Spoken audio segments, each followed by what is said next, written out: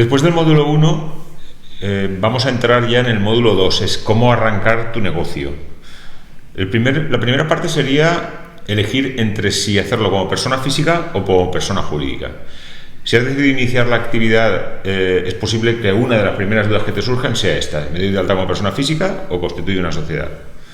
También te pueden surgir otras dudas, como por ejemplo, pues cuáles van a ser los costes iniciales, cuándo es menor mi responsabilidad, o cómo puedo hacer para pagar menos costes de seguridad social, o qué va a ser más rápido, cuándo podré constituirme antes, o cómo se pagarán menos impuestos, o en qué caso se va a encarecer más, pues por ejemplo, todo lo que son los gastos de gestión, como puede ser entre ellos la asesoría.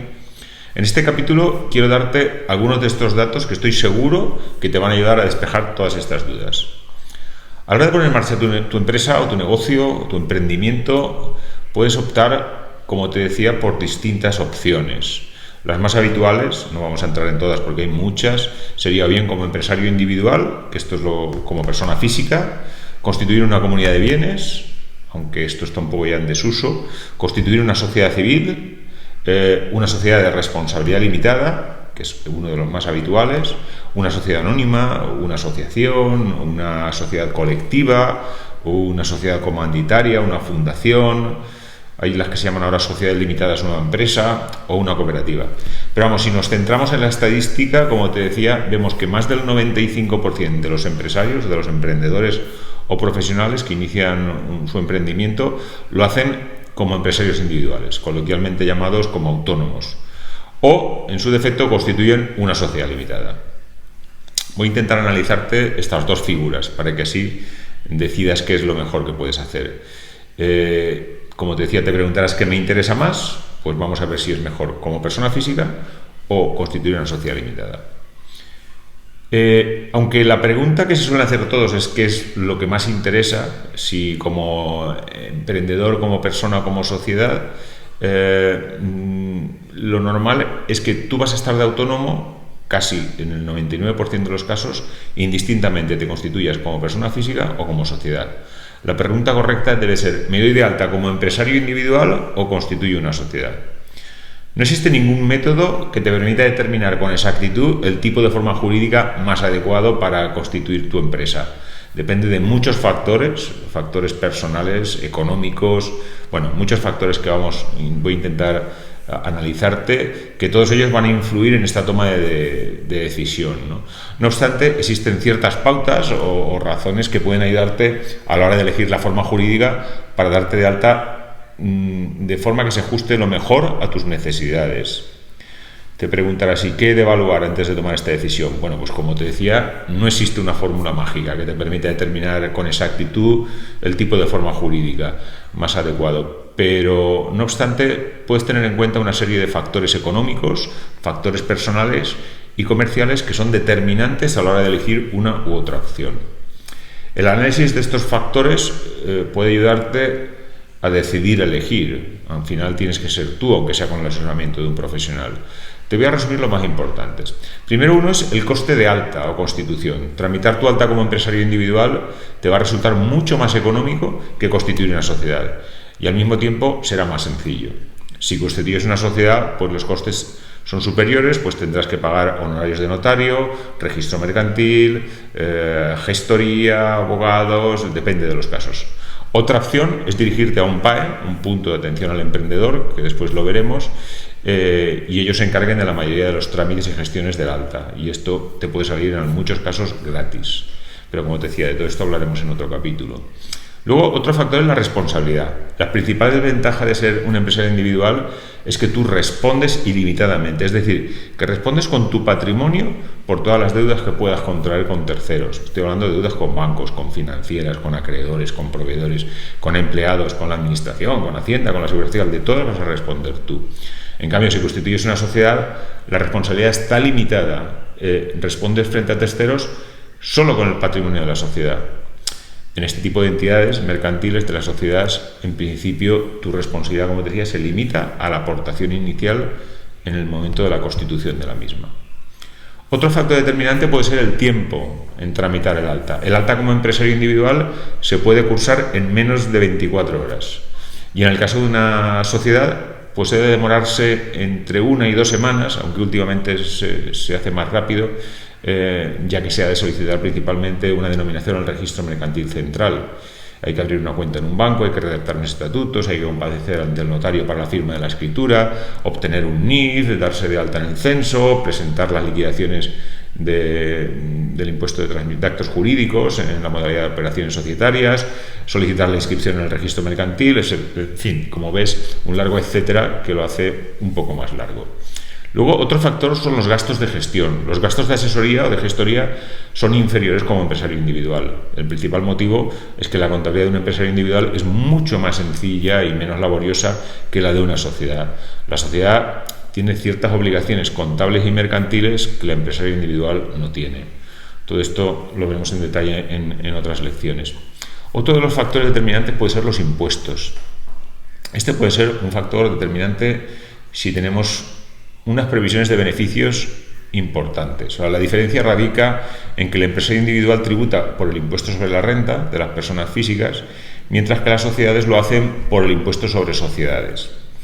El impuesto sobre la renta es un impuesto progresivo, es decir, en la medida en que van aumentando los beneficios, pues el porcentaje a pagar a la administración es mayor. Y esto puede incluso llegar al 47%. Todo va a depender un poco de cada comunidad autónoma. Mientras que el impuesto de sociedades se paga a un tipo fijo en general, dependiendo de una serie de circunstancias que, como después veremos, pues puede oscilar entre un 15 y un 25% de los beneficios.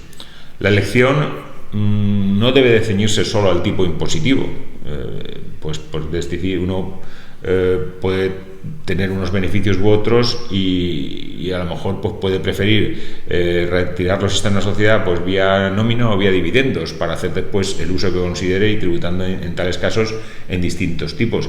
Pero si finalmente se retiran todos los beneficios vía dividendos, la diferencia entre empresario individual o sociedad no serán sustanciales desde el punto de vista impositivo.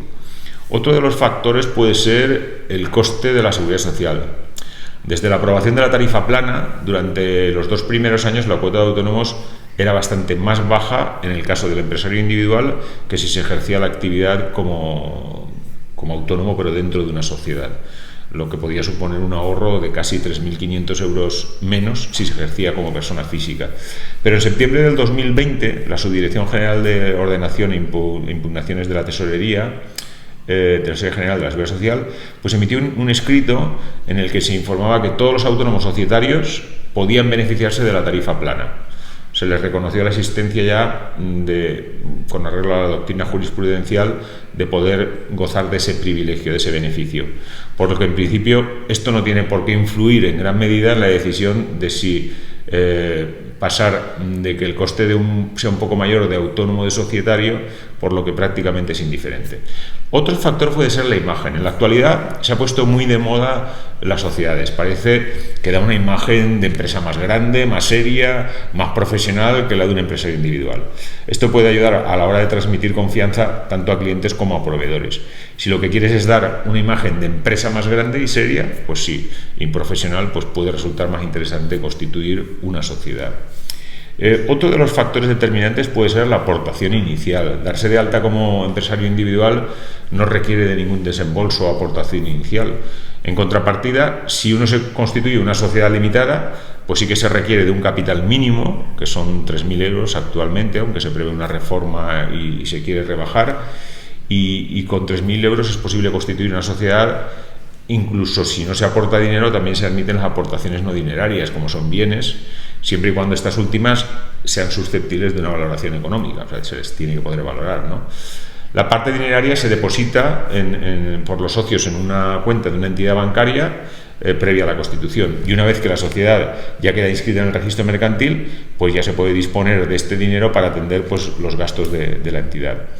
Pero como ya mencioné, cabe la posibilidad de aportar bienes y no tener que hacer ningún desembolso de dinero para la constitución, porque tampoco tiene que ser un impedimento el tema del desembolso inicial. Y otra opción es proceder a una fundación sucesiva de la sociedad con un capital inferior, en cuyo caso pues los promotores, hasta que no se alcance la cifra del capital mínimo, pues quedan sometidos a unos límites y obligaciones especiales para reforzar los recursos propios de la entidad. Otro factor determinante también puede ser la financiación. Las garantías que se puedan aportar serán determinantes. Las sociedades cuentan con mayor facilidad para acceder a la obtención de financiación, de préstamos, de líneas de descuento, de créditos, ya que disponen de una contabilidad más transparente, ¿no? Lo normal es que, al ser entidades de nueva creación, la entidad bancaria requerirá en muchas ocasiones garantías, y principalmente estas garantías terminan siendo las del socio o de los socios. Entonces, si te decides por una sociedad limitada, debes saber que también puedes hacerlo solo o acompañado. Solo son sociedades unipersonales, pero que siempre a la hora de la financiación te pueden pedir garantías que firmes tú.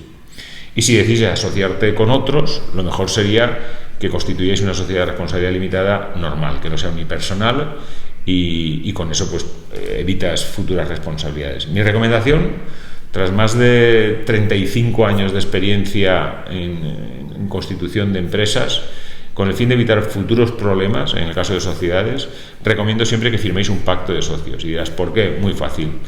Ahora sois muy amigos, pensáis que todo va a ir viento en popa, pero ¿y cuando las cosas se ponen difíciles? Pues para eso es el pacto de socios, para regular cómo se van a tomar las decisiones importantes, cuál será la labor de cada uno de los socios y una serie de funciones más que se deben de previamente determinar. Voy a intentar resumiros atendiendo a todo esto desde el punto de vista de la responsabilidad y la tributación. Para saber si es mejor darte de alta como autónomo o constituir una sociedad limitada, es importante valorar en términos de responsabilidad y tributación por los beneficios. Una de las cosas para tener en cuenta es el tipo de tributación. Como te decía, una sociedad tributa a un tipo fijo de un 25%, al que algunas, a tenor de lo que regula la Ley 27 de 2014, pues se puede aplicar los primeros años un tipo reducido del 15%. Y un empresario individual tributará en función de sus beneficios al tipo de tributación que puede oscilar, como te decía, entre el 15 y en algunos casos, y dependiendo de las comunidades autónomas, al 47%. Y otra de las cuestiones a considerar es la de la responsabilidad. Como te decía, el empresario individual responderá frente a terceros y para cualquier deuda con todo su patrimonio personal. En cambio, en una sociedad de responsabilidad limitada, la responsabilidad, como te decía, está limitada al capital aportado, y en el caso de que se contraigan deudas, no se responde con el patrimonio personal de los socios. A priori podríamos decir que la figura del empresario individual es perfecta para pequeños negocios que están empezando, porque no tiene tantos formalismos ni trámites como una sociedad, y por tanto es más económica. Una vez que el empresario individual pues se consolida como empresario, pues podría optar por la forma societaria, que le será más interesante por el tema principalmente de las responsabilidades y otros que hemos comentado anteriormente. La elección entre empresario individual o sociedad deberá ser fruto del análisis de la situación particular. Si te vas a asociar con alguien o no quieres responder con tu patrimonio, lo mejor es constituir una sociedad limitada. En caso contrario, pues es mejor darte de alta como empresario individual, ya que no se precisa capital inicial, la constitución es más rápida y los trámites más sencillos. Y en la mayoría de los casos te puedes acoger, como te decía, a la tarifa plana y pagar mucho menos de seguridad social. Cuando tengas asentada la estructura del negocio y una clientela recurrente, ya puedes plantearte la posibilidad de constituir la sociedad. No obstante, es importante analizar caso por caso, pues siempre existen excepciones. Como decía Peter Drucker, emprender no es una ciencia ni un arte, es una práctica. Y una vez elegido si ejercer como persona física o constituir una sociedad, pasaremos a ver lo que puede hacer por ti un punto de atención al emprendedor. Recuerdo que este es uno de los más de 90 vídeos de nuestro curso para emprendedores, que aunque te lo estamos ofreciendo individualmente de forma gratuita todas las semanas, si te interesa puedes acceder al curso completo actualizado junto con el material de apoyo a través del enlace que te dejo en la caja de descripción de este vídeo. Y además, si lo haces durante este mes, con el código de descuento que encontrarás en la caja de descripción, tendrás acceso a una serie de servicios específicos para emprendedores.